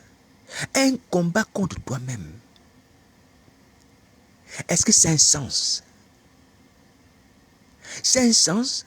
Et il n'y a que les personnes qui ont peur de la région qui peuvent accepter et se dire, bon, je peux faire tout ce que je veux, me jeter dans la Seine. Il peut se promener nu, comme certaines personnes en Afrique. Mais nous avons encore l'intelligence. Vous n'êtes pas fous. Vous n'êtes pas fous. Arrêtez ça, vous n'êtes pas fous. Si vous étiez fous, vous seriez dans les centres, dans les asiles psychiatriques. Vous n'êtes pas fous. Comment on peut combattre sciemment le salut de son âme? Je ne parle même plus de la parole de Jésus-Christ. Jésus-Christ de Nazareth, lui, accepte déjà de pardonner tout. Hein. On se moque de lui. On le fout au pied. Tout ce qu'on peut lui dire à son esprit, à son sang, il a déjà pardonné. Mais nous, dans cette affaire, qu'est-ce qu'on gagne? Qu'est-ce qu'on gagne? On gagne quoi? On gagne quoi? Quand vous faites ça à Jésus-Christ de Nazareth, on gagne quoi? Dites-moi ce que vous gagnez. Là, sur Internet, dites-moi ce que vous gagnez. Beaucoup sont dans la misère totale. Misère. Des maladies incurables que Satan vous donne. Celui qui vous guérit ces maladies, vous foulez au pied. Vous le foulez au pied. Vous méprisez son sang. Qui peut vous libérer des esprits malins. Qui vous suit. Qui vous ordonne de vous prostituer. Vous n'avez pas honte. Les hommes avec les hommes. Des hommes de Dieu avec les hommes de Dieu. Oui. Mais vous préférez tenir pour profane le sang de Jésus de Nazareth qui est capable de vous libérer ces choses. Oui. Excusez-moi de parler comme ça. J'ai dit j'aurais pu aussi être comme vous. Mais il faut arrêter. On a la solution aujourd'hui. Il faut arrêter. Il faut arrêter. On ne va pas se décourager parce que le Seigneur Jésus veut qu'on puisse continuer. On va continuer à vous exhorter à la repentance. On va continuer. Mais je vous dis franchement, vous faites honte. Vous faites honte. Vous faites honte. Honnêtement, vous faites honte. Vous faites honte. C'est pas normal. Non seulement vous acceptez ça, toutes ces humiliations, de position et toutes ces choses, mais en même temps, il y a des vies humaines qui sont ôtées. Hein? Certains vous demandent de sacrifier les gens. Dans les églises, dans les familles ou dans les quartiers, peu importe. Vous faites ça. Vous écrasez le Doliprane. Vous allez détruire les vies. Ce qui peut vous libérer, et si ces esprits-là qui vous poussent à tuer, vous ne voulez pas. Le sang de Christ, vous anéantissez son effet dans vos vies. Vous le tenez pour profane dans votre esprit. Même quand vous prêchez, même quand vous prenez la Sainte Seine. Si au moins vous aviez la joie, la prospérité, si vous aviez les plus belles maisons, on dirait que mais les pasteurs qui ont vendu leurs âmes à Satan, qui foulent au pied le Fils de Dieu, qui tiennent pour profane le sang de l'Alliance, qui outragent l'Esprit de la grâce, sont les gens les plus riches au monde. Certes, il y a certains pasteurs américains, oui, qui sont riches. Mais c'est sans importance. Si je parlais simplement des choses matérielles, c'est sans importance. Parce que j'en ai vu des gens qui font ça, qui sont misérables, qui n'ont même pas l'argent pour payer les salles. Les salles, ils font cette sorcellerie-là, ils n'ont pas l'argent. Il faut qu'ils mentent, demandent aux chrétiens, donnez-moi un peu d'argent, je vais payer la salle. Il me manque 100 euros, il me manque 200 euros, il me manque 300 euros. Oui. Pitoyable, de chez pitoyable. Pitoyable de chez pitoyable. Mais tu es prêt à tuer les âmes avec les fous sataniques la nuit. Pourquoi Satan ne te donne pas l'argent pour payer le temple, le lieu de prière, la salle que tu loues? Oui.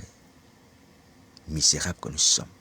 Que le sang de Jésus de Nazareth, j'espère que vous ne l'avez pas tenu pour profane, puisse nous amener à être conscients de ces choses, à nous repentir, à nous ouvrir les yeux. C'est pas sérieux. C'est pas sérieux, hein? C'est pas sérieux. C'est pas sérieux. Celui qui est mon ami sur Internet, qui a entendu ces messages, qui veut se repentir, qui m'appelle, on va prier. Alléluia, on va prier. Il y a une solution. Tu ne peux pas le faire tout seul, on va prier. Jusqu'à Nazareth, par son esprit qui est en moi, et par son sang, dont vous savez qu'il a la puissance. Même si vous écrasez cette puissance, même si vous l'anéantissez, vous tenez pour profane, ce sang a une puissance. Tu seras pardonné, tu seras délivré. J'ai été appelé dans ces ministères pour ça. Pour prier avec vous.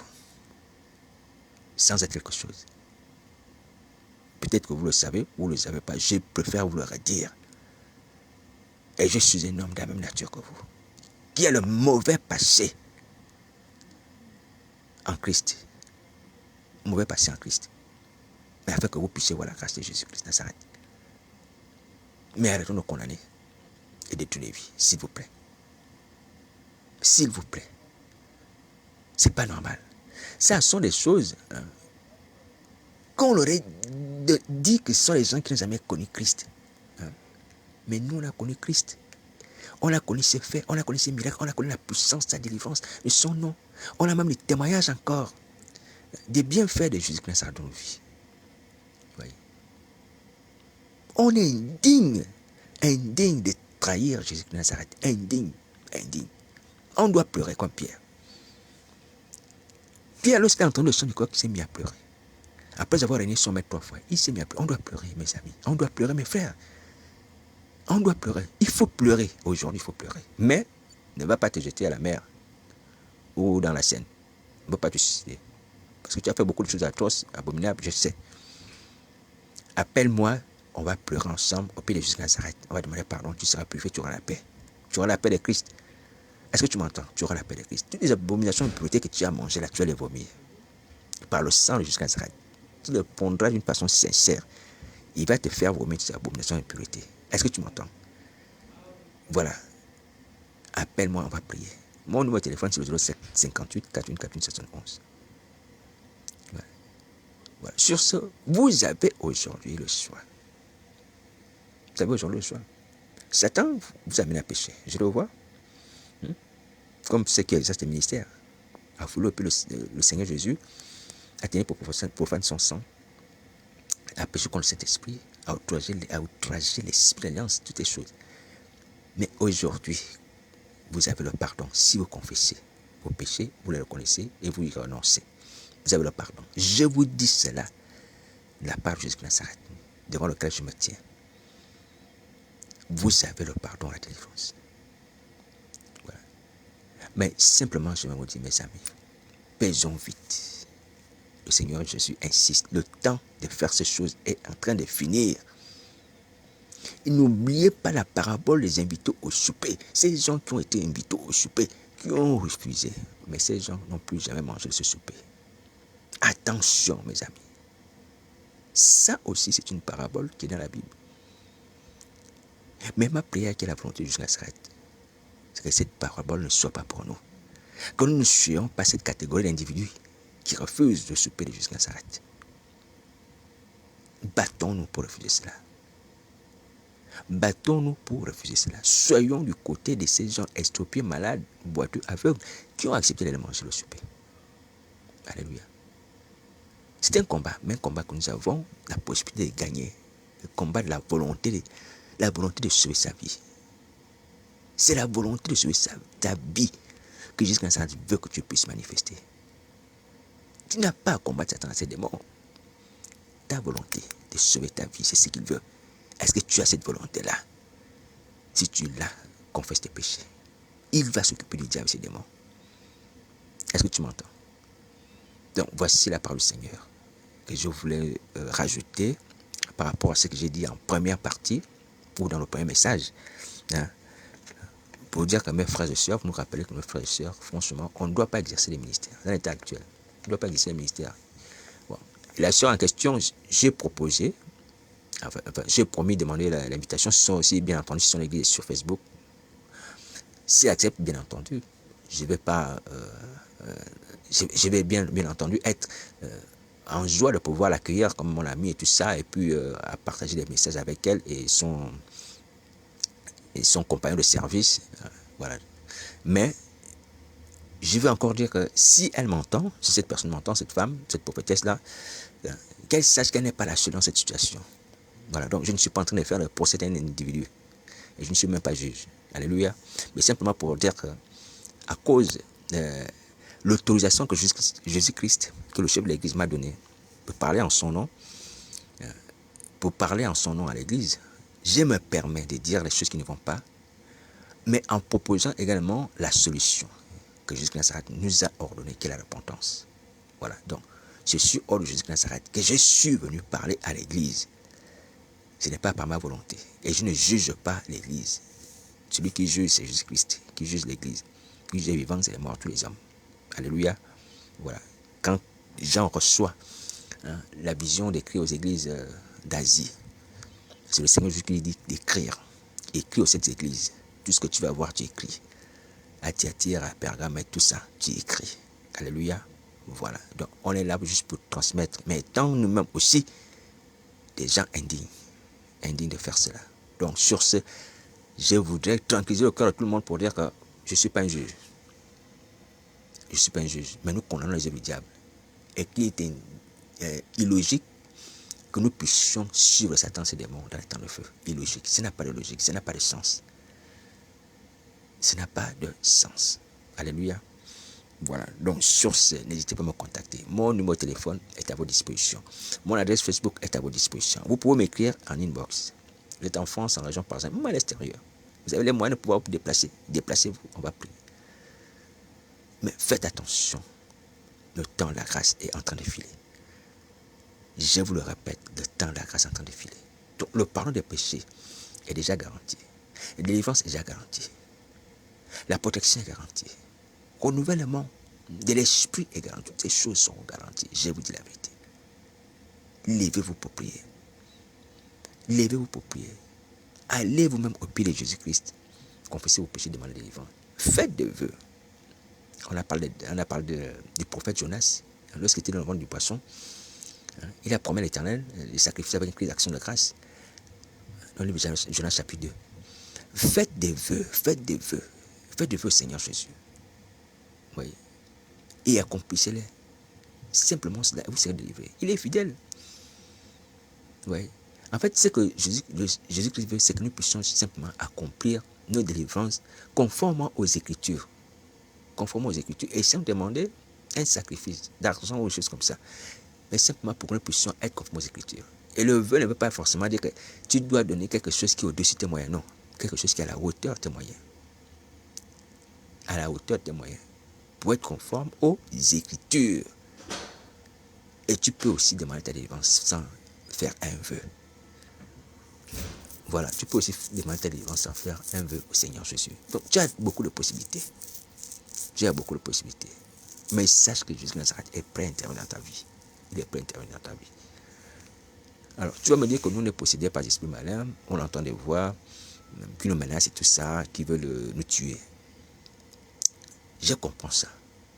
Je comprends ça. Mais le Seigneur Jésus a dit qu'il faut se repentir. Il faut se repentir. Et s'il le dit, c'est qu'il sait bien qu'on est capable de nous repentir, même si on entend les voix des esprits malins. Est-ce que vous entendez? Est-ce que vous voyez? Même si on entend les voix des esprits malins, on est capable de nous repentir. C'est ce que le Seigneur Jésus dit. Hein? Et les gens certes qui étaient possédés, qui ont été délivrés par des esprits malins, hein, sans se repentir, le Seigneur Jésus a ordonné, les démons sont sortis. Mais pour nous, il demande à ce que nous puissions nous repentir. Je vous dis la vérité. Selon Ézéchiel, chapitre 37, vous allez voir ça. Il dit lamentations pleines de gémissements.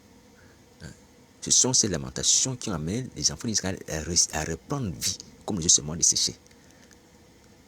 À reprendre vie. Les ossements desséchés ont repris vie parce qu'il y a eu des plaintes, parce qu'il y a eu des gémissements, parce que ces ossements disaient notre espérance est détruite, nous sommes perdus, nous sommes desséchés. Et Dieu va dire à cause de ces paroles, je vous délivre des prisons sataniques, des séjours des morts. Je vous délivre. Je vous ramène le pays d'Israël. Voilà. Donc, je vous l'ai souvent dit que le Seigneur, je demande une seule chose, la repentance. Alors, tu vas me dire qu'au moment où on va commencer à nous repentir, les esprits malins vont se lever aussi, ils vont chercher à nous fermer la bouche, à nous étrangler, à nous étouffer, des choses comme ça. Comment il faut réagir? Alors, il faut réagir rapidement en confessant Jésus-Christ dans son cœur. Seigneur Jésus, sauve-moi. Seigneur Jésus, pardonne-moi, sauve-moi. Seigneur Jésus, pardonne-moi, sauve-moi. Ou Jésus, sauve-moi, pardonne-moi. Ça suffit pour que tu sois sauvé. Alléluia. Dans une situation comme ça, ça suffit. Même si tu le dis en pensée, ça suffit pour que tu sois sauvé. Bon, les esprits malins ne contrôlent pas votre langage à tout moment. Ils ne contrôlent pas votre langage à tout moment. Certes, vous contrôlez, je ne sais pas à quel moment, ou à combien de pourcentage. Mais votre langage n'est pas contrôlé par les esprits malins à tout moment et à 100%. Sinon, vous serez fou. Certes, peut-être qu'il y a des esprits de folie, je ne sais pas. Mais une chose est sûre, que si Jésus-Christ Nazareth, le Maître qui connaît toutes choses, nous demande de nous repentir par la confession des péchés en priorité, ça veut dire qu'on est capable de le faire. Même si on va être en proie à une confrontation avec les esprits malins, il faut l'accepter. Il faut l'accepter et parler dans son esprit, parler dans son cœur. Comme Pierre, lorsqu'il était en train de foncer dans les eaux, il a dit, Seigneur, sauve-moi. C'est comme ça qu'il faut faire. Est-ce que vous comprenez? Le Seigneur Jésus sait qu'on peut y arriver. On peut y arriver. On peut y arriver. Alors, donc, sur ce, je vous dis encore que toutes ces inquiétudes ne doivent pas constituer des obstacles. Parce que celui qui nous appelle est fidèle. Vous voyez? Je ne suis pas meilleur que vous, mes frères et sœurs. Mais j'ai compris par l'expérience de ce que je vis que par la personne de Jésus Nazareth lui-même, je peux conserver la vie. Je le dis, hein, en tant que chrétien, je peux conserver la vie. Parce que nous savons qu'en tant que chrétien, quand tu es chrétien, tu as besoin d'église. Hein, des frères et sœurs qui te soutiennent la prière, si tu as des problèmes, les difficultés et tout ça. Hein, qui t'encouragent. Vous voyez, vous échangez, vous exhortez, plein de choses comme ça.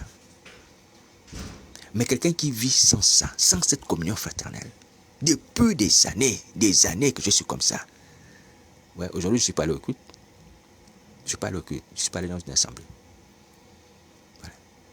Mais, je suis vivant. Comment je suis vivant? Parce que Jésus de Nazareth me soutient. Lui-même me soutient. Ouais. Et j'ai béni le Seigneur pour cette situation parce qu'elle m'a appris à ne plus compter sur aucun autre humain, ni sur moi-même, mais à compter sur lui. Pourvu que je persévère. Et c'est ce que je lui demande, que je puisse persévérer. Alléluia. Alors donc tu n'as pas à craindre. Dès que tu seras seul peut-être, va aux esprits malins. Jésus de Nazareth sera avec toi. Il a été avec les apôtres. Il a promis d'être avec nous tous les jours de la vie jusqu'à la fin du monde. Il sera avec toi. Alléluia. Je rends témoignage de ce qu'il fait dans ma vie pour t'encourager. Je ne suis pas meilleur. Hein. Mais les circonstances ont permis que je sois obligé de vivre cette solitude. Obligé. Mais je ne suis pas mort. Et je ne suis pas fou. Et je ne me suis pas suicidé. Tu vas dire, ah mais Seigneur, je suis seul, je suis abandonné, on presse sur moi, on parle contre moi, que ce soit les païens, que ce soit les gens de l'église. Je ne suis pas mort. Je ne suis pas meilleur que vous, mes frères et sœurs. Mais jusqu'à Nazareth, qui est mon maître, qui est votre maître aussi, me garde, me fortifie. Vous voyez? Malgré toutes ces difficultés dans lesquelles je suis, et ces faiblesses. Alors donc, que cela puisse vous encourager. Et vous ne serez plus seul. Parce qu'une fois quelqu'un va se repentir, tu auras du soutien, tu seras avec moi, ou avec une autre personne. Oui. Une autre personne se repent, on sera 3. Une autre personne se repent, après on sera 4, 5, 6, 7. Vous voyez? Donc ne t'inquiète pas. Ne te dis pas non, je serai seul, je vais confronter à des esprits méchants et tout ça. Tu ne seras pas seul. Jusqu'à sera lui-même sera avec toi. Alléluia, il était avec toi avant que tu ne naisses. Et il sera avec toi quand tu seras délivré. Et il sera avec toi pour t'amener dans son royaume. Quand tu es dans le ventre de ta mère, avant que tu naisses, il était avec toi. Il te voyait. Il te voyait. C'est ce que l'Éternel va dire à notre ami Jérémie. Même avant que ta mère ne te conçoive dans son ventre, je t'avais déjà vu. Je t'avais déjà établi prophète des nations. Ouais.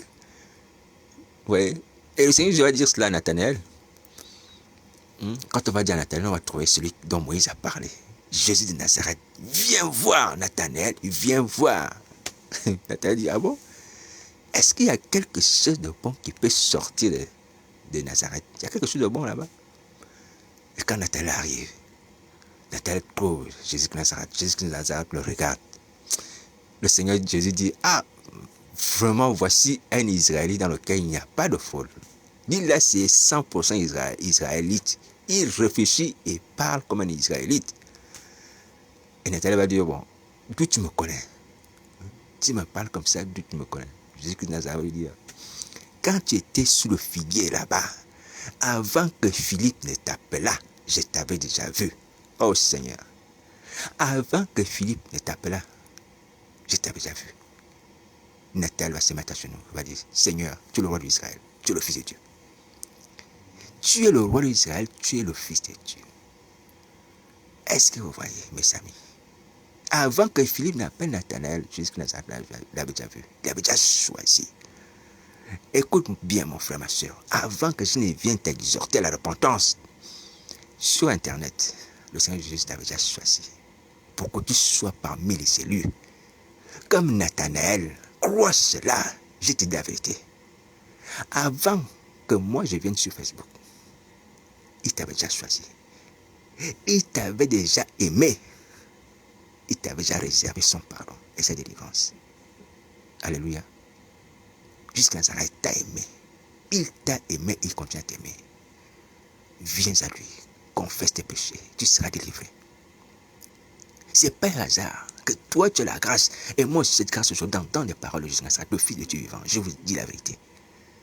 Je ne vous parle pas d'un autre Jésus, je ne vous parle pas du faux Jésus. Je vous parle du vrai, le Fils de Dieu, l'unique. Celui qui fait des choses à merveille et qui marche sur les eaux sans bateau et qui monte dans les airs sans hélicoptère. C'est Jésus-Christ de Nazareth que donc je viens vous parler là. Alléluia. Il vous aime, il nous aime. Il nous a choisis avant la fin du monde. Il a préparé ces choses de loin. Peuple de France, fais attention. Ce voyage dans lequel je suis là, il a été conçu avant que je ne sois né. Qu'un jour je serai dans ce pays. Ah Seigneur Jésus, tu es Dieu. Et tu es le roi des rois. Non seulement le roi d'Israël, mais tu es le roi des rois.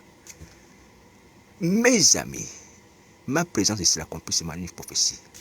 Je ne connaissais même pas la France à l'époque. Je vous dis la vérité. Je vous dis la vérité. Je ne connaissais pas la France. Il n'y a pas de hasard. Ici, il n'y a pas de hasard. Il y a des choses sur lesquelles il y a le hasard.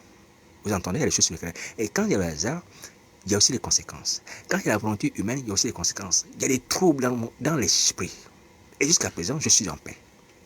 Étant dans ce pays, je suis en paix. Parce que je me tiens par la grâce jusqu'à Nazareth à l'endroit où il veut et au temps où il veut. Si je n'étais pas à l'endroit où il veut, au temps où il veut, je serais troublé. Et les choses iraient très très très mal. Même si j'ai des tribulations aussi. Hein, à cause de Satan, c'est des mots. Alléluia. Mais j'ai la paix avec le Seigneur. C'est ce qui est important. D'être ici. Parce que c'est sa volonté. Alors toi qui es mon ami sur Internet, sur Facebook, je te dis la vérité que c'est aussi ton cas. Jusqu'à ça t'appeler sur Internet afin que tu entendes ces messages-là. Et que tu reçoives cette promesse de délivrance. Que si tu confesses tes péchés, 1 Jean 1,9, tu appliques ça, tu es délivré. C'est pas un hasard. Mais je sais que beaucoup d'entre vous me connaissent, même s'ils ne sont pas mes amis. Vous partagez les nouvelles, c'est bien. Mais il faut aller au pays de Nazareth. C'est ce qu'il faut faire. Alléluia, c'est ce qu'il faut faire. Alors, le plus important n'est pas de connaître que ces choses ont été préparées d'avance. Le plus important est maintenant, il faut que nous puissions bénéficier de cela. Par la repentance, la confession des péchés, la demande de délivrance. Les prophéties sont bonnes, mais pourvu que nous puissions participer à leur accomplissement. Alléluia. Voici pourquoi je dis, mes amis de France, faites attention. Parce que lorsque Jésus Nazareth va cesser, par mon indigne personne nous parler, je ne sais pas ce qui va arriver. Je ne sais pas ce qui va arriver. Est-ce qu'il va dire, bon, Jérusalem, tu n'as pas connu le temps de ta visitation, voici ce qui va t'arriver. Je parle à l'église de France. Je ne parle pas à la nation française, qu'elle sera détruite. Non, je parle à l'église, aux chrétiens. Est-ce que ce n'est pas ce qui va nous arriver? Je ne sais pas. Et si on ne réagit pas positivement au message d'appel à la repentance, est-ce que le Seigneur Jésus va dire, bon, maintenant tes ennemis vont t'entourer de toutes parts. Je parle des ennemis spirituels. Oui. Et nous détruire. Oui. Dans tous les cas, il y a un châtiment. Si on ne réagit pas positivement, il y a un châtiment. C'est assez clair dans le cas de la femme qui s'appelle Isabelle. Il y a un châtiment. Donc, qu'on réagisse bien, ce sera bien pour nous, ce sera notre avantage. Quand on réagisse mal, on sera châtié. Alléluia. Voilà, sur ce, je vous dis encore, Jésus ne veut pas notre mort. Il nous aime. Il nous aime. Et dans cette histoire, ma prière, sans être quelque chose, dit Seigneur, souviens-toi aussi des gens qui suivent à cause de la sorcellerie. Dans les églises. Dans les églises. C'est pas normal, mes frères et sœurs. Si vous êtes partis encore faire les choses d'Isabelle, vous avez pris les micros, vous avez embouté les gens par les fausses impositions de main, transmis la malédiction, le blocage. Parce que Satan vous a donné une liste d'individus à détruire, une liste de choses à faire. Ouais. Et là, vous êtes là sur Internet, vous allez écouter ça, aujourd'hui ou demain. Ne restez pas comme ça. Ce sont les personnes comme vous qui souffrent de ces choses. Prendre le sang de quelqu'un, prendre le nom de quelqu'un, prendre l'argent de quelqu'un, pour le bloquer, des choses comme ça. Il vient donner ça, dit, mais toi, tu prends son argent pour le bloquer. Il vient donner son offrande, toi, tu prends son argent pour il perd le boulot. Ouais. Parce que les autres sorcelleries, c'est quoi? C'est le malheur. C'est la misère. Vous voyez? C'est la douleur qu'on veut s'aimer chez les gens. Et Satan, là, on a compris ses œuvres. C'est pas bon. Allez, oui, c'est pas bon. On peut s'en sortir. Alors, je voudrais encore me dire que je vous encore le dire. Pour ceux qui ont fait les pactes, ne renouvelez pas les pactes, ne vendez plus vos âmes, ni les âmes de quiconque. C'est fini. Arrêtez maintenant, arrêtez, arrêtez ça. Arrêtez. Le Seigneur Jésus a décidé de vous sauver et vous délivrer ces choses. Vous avez besoin d'argent, priez, il va vous donner. Vous avez besoin de travail, il va vous donner. Vous avez besoin d'un mariage, il va vous donner. Guérison, il va vous donner. Mais arrêtez les pactes avec le diable. Arrêtez de voir les marabouts. Arrêtez ça. Les magies noires, magies rouges, blanches, quoi. Arrêtez, arrêtez, arrêtez. Arrêtez. Arrêtez. Jusqu'à Nazareth est capable de vous donner toutes ces choses dont vous avez besoin. Toutes ces choses. Voilà. Donc, sur ce, je nous souhaite à tous bon courage. Bon courage. Ne cherchez pas à me nuire, mes frères et sœurs. Ne cherchez pas à me nuire. Oui. Je suis votre frère. Si je vous ai fait du mal, je vous demande encore pardon. Si vous exigez des excuses directes, envoyez-moi un message, dire que bon, tu m'as fait du mal, Daniel, j'attends tes excuses. Si tu veux une lettre recommandée, je vais faire une lettre recommandée. Mais il n'y a pas de souci. Alléluia. C'est pour notre bien. On ne doit pas s'haïr ou se faire la guerre, se mordre, c'est pas bon. Hein? C'est pas bon. Alléluia. Voilà. Donc, sémons la paix au milieu de nous par la délivrance des esprits méchants. Partageons ce que nous avons. Hein? Soutenons-nous. Je parle des gens de l'église. Oui. Je vais encore rappeler un fait. Vraiment qui me fait honte. Je me souviens une fois, quand j'étais dans le tunnel, je dormais sous la tente là-bas. Il y a des gens qui sont venus nous visiter, nous donner du café, du thé comme ça. Et puis je leur parlais du Seigneur Jésus, de la foi chrétienne. Et ils me disent, mais comment toi tu es chrétien, tu dors là sous la tente? Tu dors dehors. Comment ça se fait? Les gens de ton église là-bas ne peuvent pas t'aider, hein, te mettre à l'abri et tout ça. Oui. Je ne sais même pas comment je suis répondu. Je ne sais même pas comment. Oui. Ça m'a rendu un peu stupéfait, hein, cette question. Les gens de l'église là-bas ne peuvent pas t'aider. Ouais. Bon. Qu'est-ce que vous voulez? On ne peut pas forcer un bienfait. On ne peut pas forcer un bienfait. Ouais. Même jusqu'à présent. Vous voyez bien que je travaille dans le bâtiment. Je l'ai déjà dit. Je peux vous faire des travaux. Dans vos maisons ou pour vos amis, des choses comme ça. Il y a des chantiers. Avec des factures. Avec des devis. Je peux vous faire cela. Bon. Si vous n'avez pas, je ne vais pas vous... je vais pas vous obliger. Si vous n'avez pas de chantier, des choses comme ça. Mais n'hésitez pas. Si vous avez besoin de quelqu'un pour vous aider dans les travaux, ou vous avez besoin d'une entreprise, ou moi je suis auto-entrepreneur, je ne suis pas une entreprise, mais c'est à peu près la même chose. Ouais. On peut se rendre des services. Et moi, peut-être qu'à la limite, je vous ferai des prix abordables en tant que frère. Ou je ne vous ferai même pas de prix pour certaines choses. On ne sait jamais. Hein? Pourvu que ce soit, quand ce sont les lieux de culte, les églises, attention, que ce soit Jésus Christ qui est à l'origine de ces lieux de culte-là. Voilà. Si tu veux que j'aille faire la peinture dans ton lieu de culte, il faut que ce soit un lieu de culte que Jésus Christ lui-même a avalisé, a accepté. Ouais, donc il est l'inspirateur. Voilà. Pas des lieux de culte qui ont été choisis par esprit de compétition, de jalousie et tout ça, d'orgueil. Que moi aussi j'ai un ministère. Et tu m'appelles pour faire la peinture dans ton lieu de culte. Dans ce cas, mon frère, je ne le ferai pas. Hein? Dans ce cas, je ne le ferai pas. Je ne veux pas participer à ce genre d'œuvre-là. Hein? Voilà. Donc, à la limite, c'est chez toi ou si tu es voilà, tu es un locataire, quelque chose comme ça, tu as une maison, oui. Mais quelque chose sur lequel le Seigneur Jésus est en colère. Parce que ce ministère est faux, c'est même pas la peine de me contacter pour que je vienne faire des travaux chez toi. Sur ce ministère-là, ou cette église, ce lieu de prière. Alléluia. Voilà. Donc, débarrassons des choses qui ne vont pas, contre lesquelles le Seigneur Jésus est en colère. Donc, laissons ça, quittons-les, demandons au Saint-Esprit de nous orienter pour servir le Seigneur Jésus. Ayant reçu son aval, ayant reçu son accord, ayant reçu sa volonté et sa vision. Alléluia. Voilà, sans être quelque chose, je me tiens à votre disposition et n'hésitez pas à me contacter. n'hésitez pas à me contacter. Mon numéro de téléphone, je le répète, c'est le 0758 88 71. Alléluia. Voilà. Je suis prêt à prier pour vous. Par la force du Seigneur Jésus, je suis prêt à prier pour vous. Je voudrais le faire. Ouais, contactez-moi. Le Seigneur Jésus a dit, si deux d'entre vous s'accordent sur la terre pour demander quelque chose à mon nom, pour demander quelque chose, hein, elle leur sera donnée. Ouais. Il faut qu'on s'accorde. Il faut qu'on s'accorde. Voilà. Tu as besoin de quoi? Même si, en plus de la délivrance, tu as besoin de la guérison. Contacte-moi, on va prier pour ta guérison. On va prier pour ça, il n'y a pas de souci. On va prier le Seigneur. Le Seigneur Jésus agira. Voilà, contacte-moi, on va prier pour ça. Je dis en plus de la délivrance. En plus de la délivrance. Alléluia. Voilà. Donc sur ce, je vous dis encore bon courage. Et rappelez-vous, j'avais dit, j'allais mettre la semaine là un message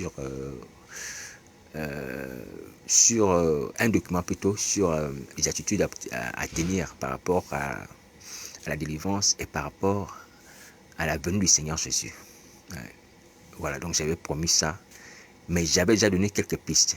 Je vais vous donner un verset biblique, 1 Jean 1,9. Voilà, qui est déjà la parole de base qui doit nous entraîner. Lorsqu'on veut la délivrance, on doit l'amener dans la présence du Seigneur en l'ayant dans notre cœur. C'est tel qui est notre une lampe sur nos pieds. La parole est une lampe à nos pieds, une lumière sur notre sentier. 1 Jean 1,9. Voilà, donc 1 Jean 1,9 déjà c'est la lampe sur laquelle nous nous basons parce que c'est la promesse que Jésus nous a faite pour nous délivrer. Voilà. Bon, il y a une certaine nombre d'attitudes, j'avais déjà parlé de ça de façon brève, mais j'avais promis de faire cela par écrit. Je vais le faire, pardonnez-moi. J'ai promis de le faire cette semaine, je ne l'ai pas fait, je vais le faire. Je vais le faire par la grâce de Dieu, mais seulement vous avez tout déjà pour être sauvé. J'avais déjà mis un document sur ma page Facebook pour pouvoir vous aider lorsque vous êtes en train de faire le vœu de Jonas. Alors lorsque vous avez fait le vœu de Jonas, quelles sont les attitudes, les éléments sur lesquels vous pouvez baser, qui sont bibliques, pour pouvoir réussir aux délivrances lorsque vous êtes seul. Ouais. On a tout pour être sauvé, hein, mes amis. L'objectif, ce n'est pas de passer du temps là à parler. Il faut prier, il faut prier. Ouais. Les gens de Ninive n'avaient pas toute cette connaissance que nous avons aujourd'hui. Ouais. Les gens d'Éphèse, ceux qui ont jeté les livres de magie, n'avaient pas toute la connaissance que nous avons aujourd'hui. Vous comme moi. Ouais. Mais pourvu que cette connaissance nous soit utile pour notre délivrance. On a beaucoup de connaissances. Est-ce que ça nous aide dans notre délivrance? Est-ce que ça nous permet de sortir du monde des ténèbres, de délivrer les esprits malins? C'est la question qu'il faut se poser. Voici pourquoi il faut chercher les connaissances qui sont utiles et nécessaires à l'heure actuelle, c'est-à-dire le sang de Jésus. Alléluia. Voilà, donc sur ce, pardonnez-moi pour ce retard, cette promesse que je n'ai pas tenue. Je vais essayer de le faire cette semaine qui vient. Je ne peux pas dire ce soir, mais cette semaine qui vient, je vais essayer de le faire par la grâce du Seigneur Jésus. Mais nous ne pouvons pas être dépendants de ça. Nous avons déjà les éléments qu'il faut. Même si c'est oral, vous allez regarder les vidéos que j'ai postées, vous allez réécouter ces choses que j'ai dites, comment on devrait tenir. Pierre cherchant à traverser la mer, voilà. Donc tout ça, on en a parlé. On en a parlé déjà. Il faut se sauver, ne perdez plus le temps. Il faut se sauver. Alléluia, il faut se sauver. Donc sur ce, je vous demande encore pardon pour ça. Supportez-moi, mais selon le vie, avec l'essentiel. Alléluia, avec l'essentiel. Donc sur ce, merci beaucoup. Bonne soirée.